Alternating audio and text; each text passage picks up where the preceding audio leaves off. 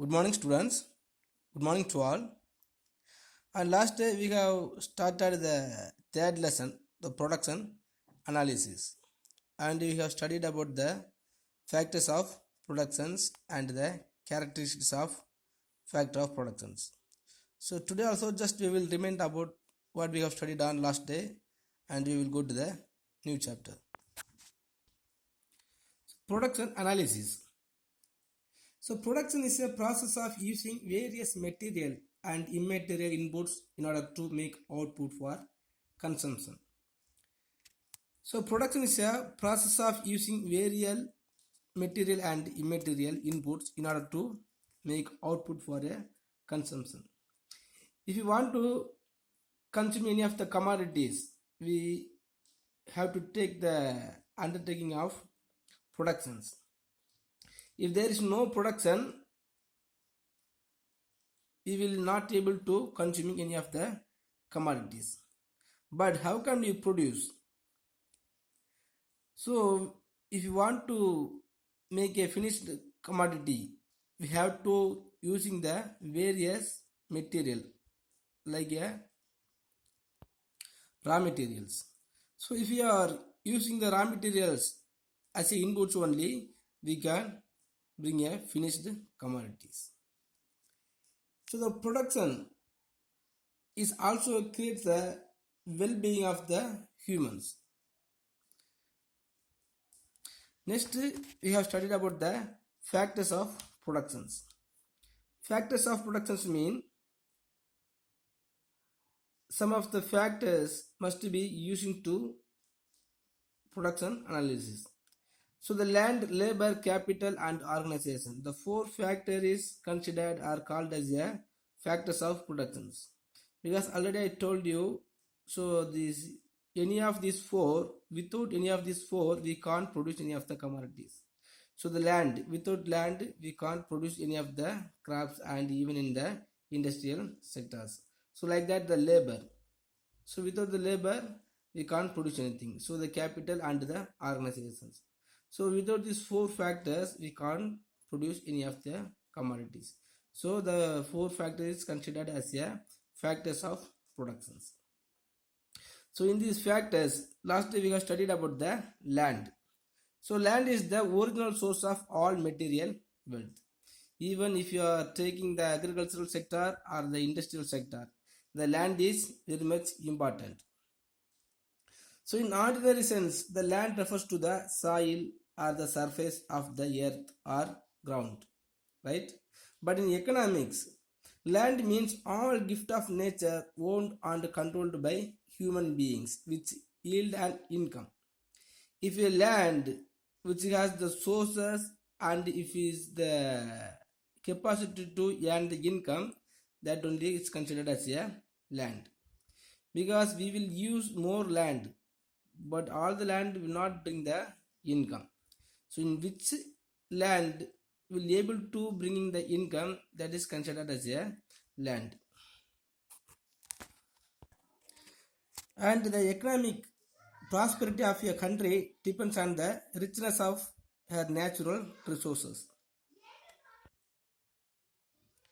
Because on the basis of the prosperity of the land only will bring the economic GDP. So the characteristics of land.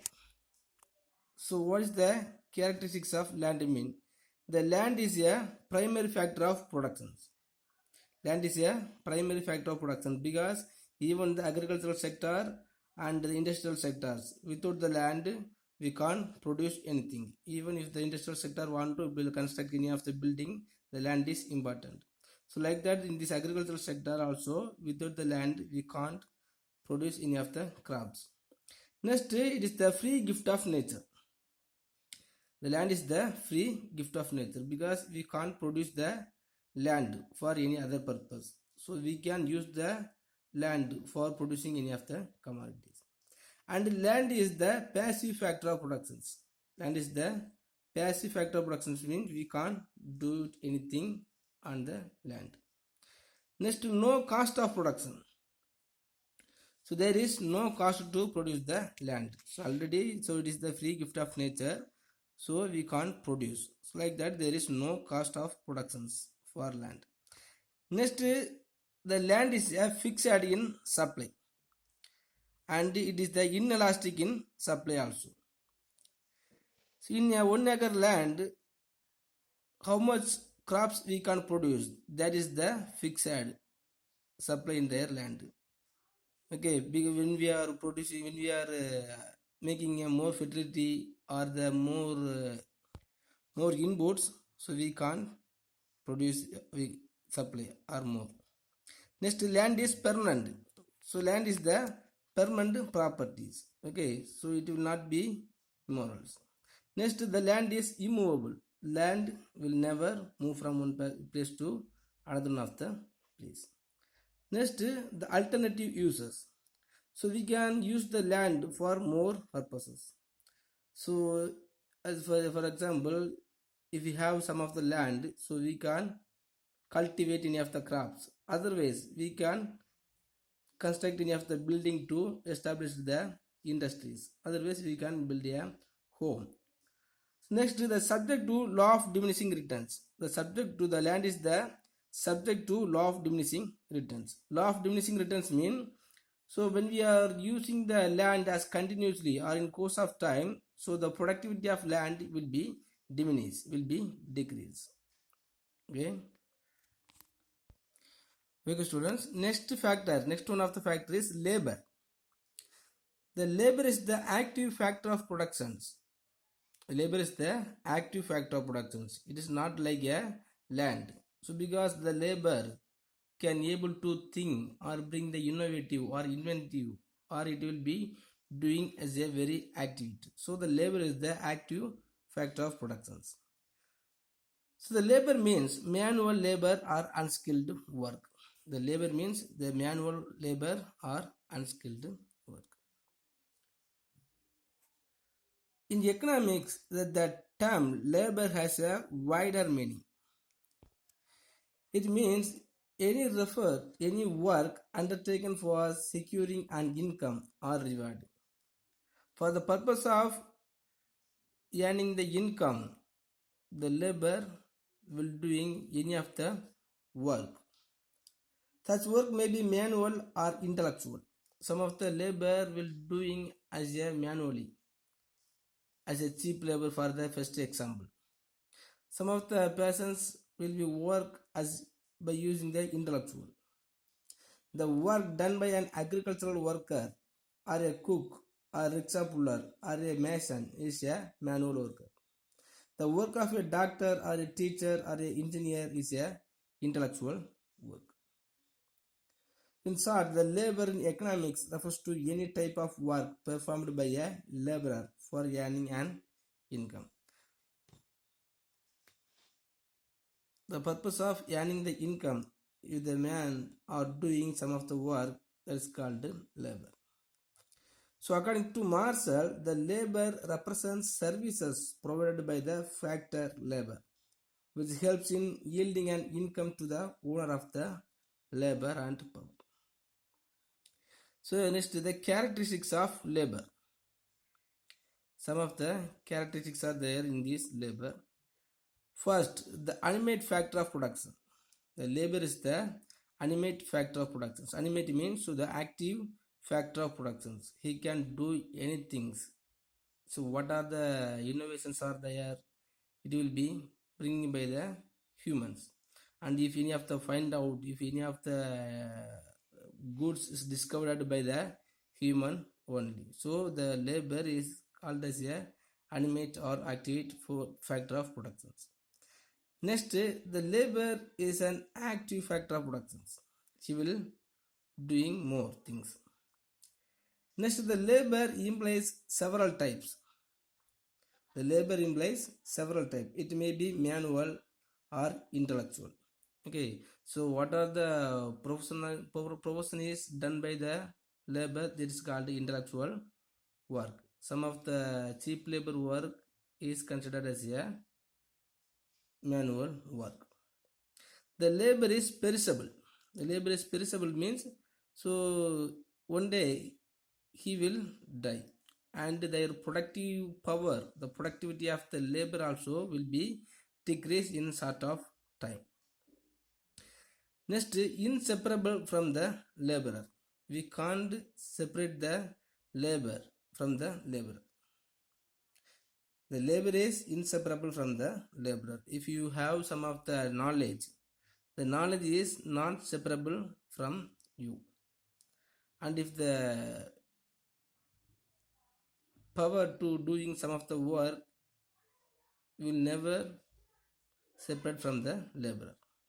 Next, less mobile. The labor is less mobile between places and occupations. So if the labor want to move from one place to another place, he can do it. Otherwise, he will never do it. He will never mobilize. Next, labor is a means as well as an end. Means already we have studied in these first lessons. The means mean one or the sources as well as end. End mean wants. So the human has more wants to consuming any of the commodities, and in the same time the same human only has to produce whatever they want. So only the labor is a means as well as an end. It is both the cause of production and the consumer of the product. So the wants also created from the heart of the peoples, and all the effort to producing that commodity is undertaken by the same consumers. Okay, so the labor is considered as a means as well as an end.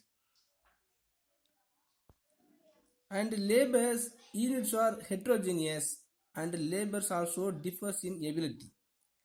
So on the basis of ability, the labors also will be different, and the knowledge and their thinking and their intellectual, it will be different. The labor supply determines its wage only. The labor supply determines its reward only. Because if a labor getting the more reward, the supply of labor will be increased. If the wage is very low, the supply of labor is maybe reduced. So normally if you earning more income only, you will go to the work. Like that, if any of the persons didn't get some of the reasonable wage mean, he will never go to the work. So on the basis of the reward, the wage only, the labor supply will be determined. Next, the labor has weak bargaining power. Labor has weak bargaining power, because if he need money, he will go to the work. Otherwise, he will never go to the work. Next of the factor, one of the factor is capital. The capital consists of all kinds of wealth other than free gift of nature. So what we will say the capital mean? The capital consists of all kinds of wealth. All kinds of wealth mean, so all the properties. So if you have the land and furnitures and the vehicles and some of the money or the gold and what are the wealth we have, everything is considered as a capital except the free gift of nature, because the capital is man-made things. Okay, but the land is not made by the humans. Okay, so the capital consists of all kinds of wealth other than free gift of nature. Free gift of nature means, so the land, except the land, what are the properties we have, everything is considered as a wealth. The Marshall says the capital, the bond Bevak defines it as a produced means of productions. Produced means of productions. If you want to produce any of the commodities, we must need of some amount of capital. So the production, the produced means of production. So it is a stock concept. So the capital is a stock concept. Stock concept means it is not movable, but we can use these properties as a stock. All capital is wealth, but all wealth is not capital. Understand? All capital is wealth, but all wealth is not capital. Because the human, the health also one type of the wealth, and the knowledge and the intellectual properties also one of the wealth. So all wealth is not capital, but all capital we can consider as a wealth. So the next, the characteristics of capital. What are the characteristics are there in this capital mean? First, the capital is a man-made factor. Capital is a man-made factors. We can't. The capital only is created by the man. Okay. Next, the mobile between places and persons. The capital is mobilized between the places and persons. So we can easily transferring the capital from one hand to another one of the hand. So we can easily mobile the vehicles or the properties from one place to another one of the place. So the capital is mobile between places and persons. Next, passive factor of productions. The capital also will be like a land. So we can use the capital, but the capital will never doing something. Okay, so the capital also considered as a passive factor of productions. Next, the capital supply is elastic. Capital supply is elastic because simply if the demand of any of the commodity is increased, so the capital also will be increased because the producers want to earning more income. So on the basis of the desire to earning more income, so he will produce more commodities on the basis of the demand. Next, capital's demand is derived demand. Derived demand means, so if any of the demand is there and from the demand only the demand for capital will be arise. For example, why when the capital will be need more mean, so on the basis of demand, if any of the demand for commodity is more, so we have to produce more commodities. Okay, so on the basis of arising the demand for any of the commodity only, the demand for capital also will be arised. So the capital's demand is derived demand. If we need more furniture, so the furniture industries will be providing the more furnitures. So if you want to produce more furnitures, they have to make more capitals. So if there is no demand for that furnitures, the capital will never use to produce that furniture, right? So the capital's demand is derived demand. Next, capital is durable. Okay, so capital always will be existing. It will not be perishables. So the capital is always durable commodities. Here we have to note one thing, the capital may be tangible or intangible items. For example, buildings, plants and machineries, factories, inventories of inputs, warehouses, roads, highways, etc. are tangible capitals. Okay. Next, the example for intangible capitals are investment on advertisement, expenses or training program, intellectual innovations, everything is also considered as a intangible capitals. So the training program also one of the important things in these labors.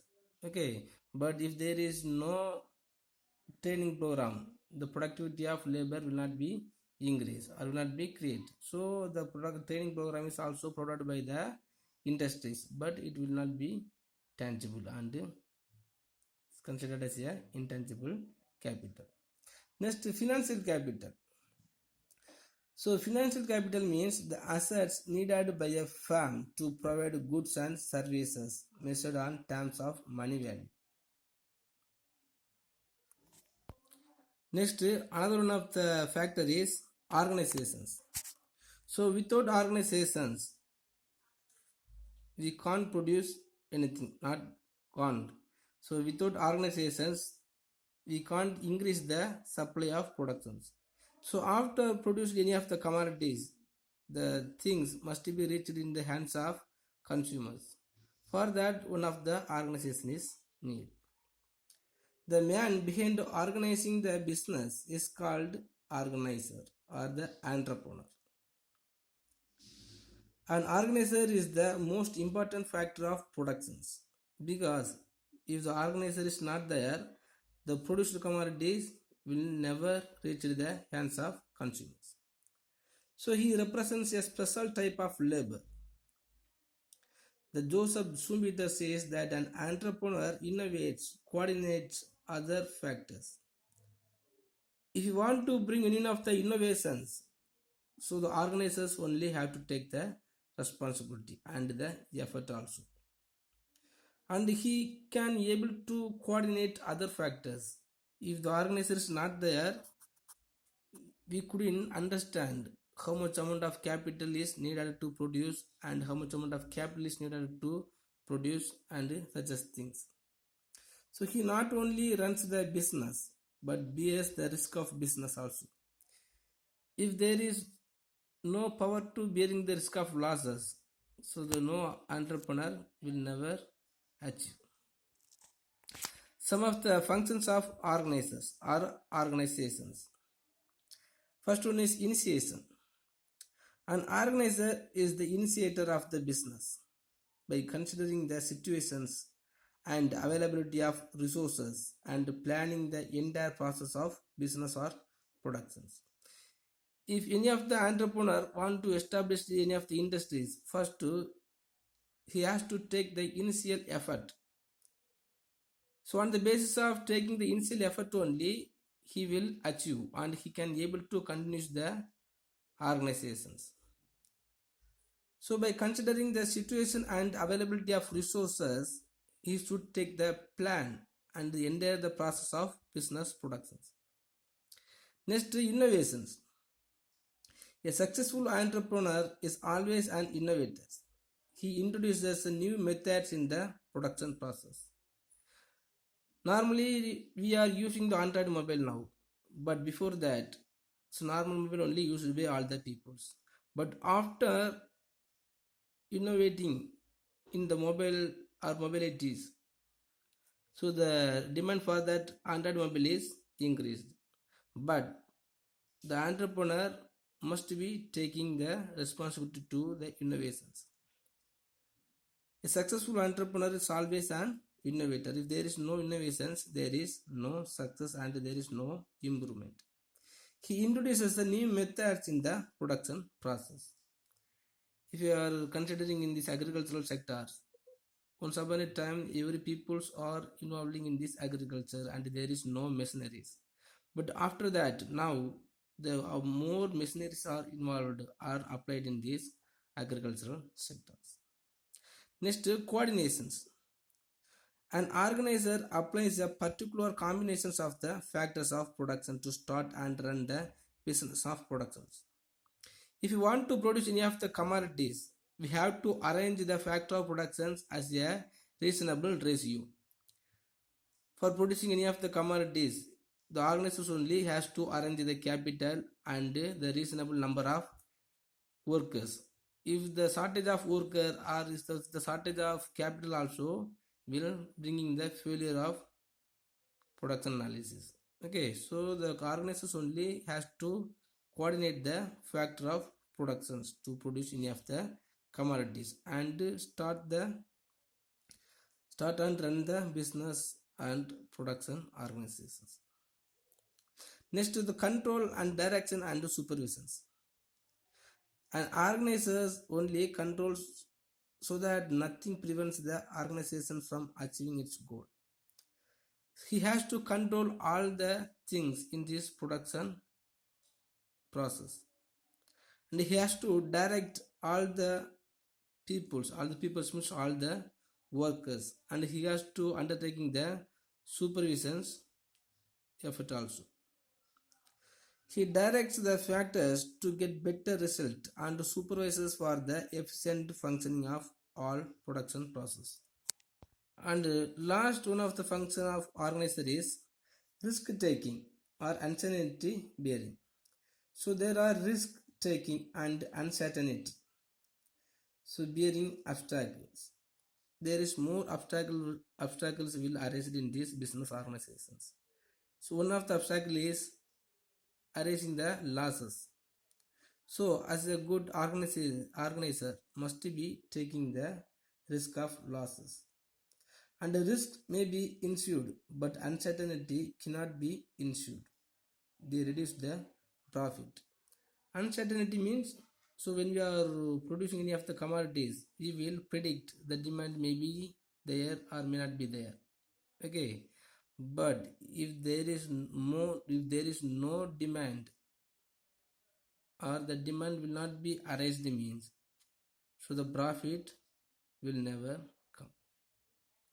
Okay, students. So today we have studied the functions of all factors of productions, and just to study that same topic as your study portions. If you have any doubt, please ask me. Thank you.